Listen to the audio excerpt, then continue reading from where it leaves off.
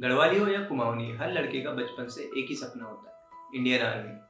पहाड़ी लड़कों के खून में ही इंडियन आर्मी का जुनून रहता है और वही जुनून उनको इतिहास रचने पे मजबूर कर देता है। आज हम ऐसे ही लड़के की बात करने जा रहे हैं जिसने उत्तराखंड का नाम इतिहास के पन्नों में अमर कर दिया। 1962 में चाइना ने इंडिया पे अटैक कर दिया और इंडिया उस टाइम वॉर फेस करने की सिचुएशन में बिल्कुल नहीं था और इंडिया वो वॉर हार जाता है। लेकिन फिर भी उस वॉर से निकल के आता है उत्तराखंड का एक ऐसा शेर जिसने अकेले ही 300 चाइनीज सोल्जर्स को मौत के घाट उतार दिया। ये कोई किस्से कहानी वाली स्टोरी नहीं है, ये एक रियल लाइफ इंसिडेंट है, एक ऐसे सुपर हीरो की जो आज भी हमें इंस्पायर करता है। मरूंगा शेर सिंह भाई, यही मरूंगा, मगर पोस्ट नहीं छोड़ूंगा।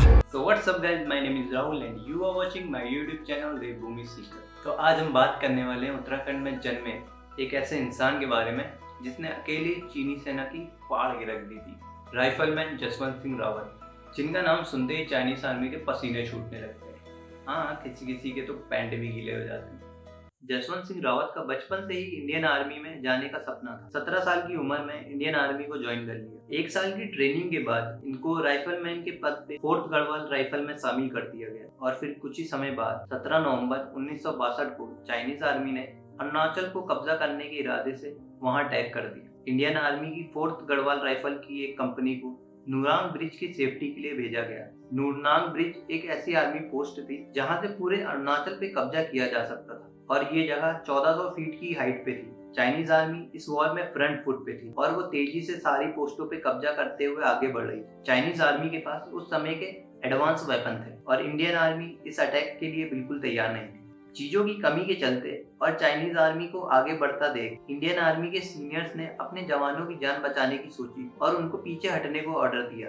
कंपनी तो पीछे हटने लगी, लेकिन जसवंत सिंह रावत के इरादे कुछ और थे। उनको पता था कि ये पोस्ट हमारे लिए कितनी जरूरी है और उनने पोस्ट से पीछे हटने के लिए मना कर दिया। उनकी हिम्मत देख लेंस नायक त्रिलोक सिंह और राइफलमैन गोपाल सिंह ने भी उनके साथ पोस्ट संभालने का जिम्मा उठाया।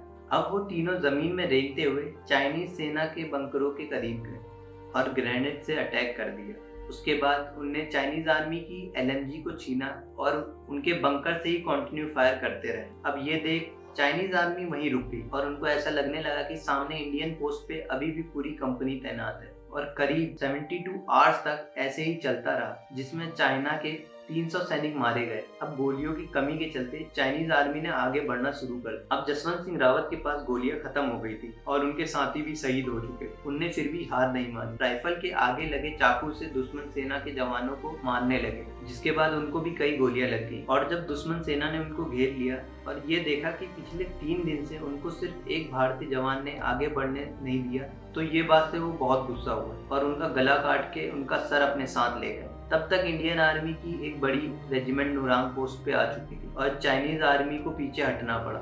20 नवंबर 1962 को चाइना ने युद्ध रोक दिया। चाइनीज कमांडर ने जसवंत सिंह की बहादुरी देख उनका सिर लौटा दिया और जसवंत सिंह रावत की एक तांबे से बनी मूर्ति भी भेंट की। इंडियन गवर्नमेंट ने जसवंत सिंह रावत की बहादुरी के लिए उनको महावीर चक्र से सम्मानित किया। नूरनांग वैली में जसवंत सिंह के नाम से एक मेमोरियल भी बनाया गया है और उसका नाम है जसवंतगढ़। वहाँ के सैनिकों और स्थानीय लोगों का मानना है कि वो अभी भी उस पोस्ट की रक्षा करते हैं, जिसके लिए उनको इंडियन आर्मी अभी भी सैलरी देती है और टाइम टू टाइम प्रमोशन भी देती है। और ये भी देखा जाता है कि अभी भी उनके लिए यूनिफॉर्म को प्रेस करके रख दिया जाता है और शाम तक उनका यूनिफॉर्म ऐसा लगता है जैसे किसी ने पहना हो। तो कैसी लगी आपको आज की स्टोरी राइफलमैन जसवंत सिंह रावत की? प्लीज़ कमेंट करके हमें ज़रूर बताएं और उत्तराखंड से जुड़ी और भी कहानियाँ सुनने के लिए हमारे चैनल को सब्सक्राइब करें।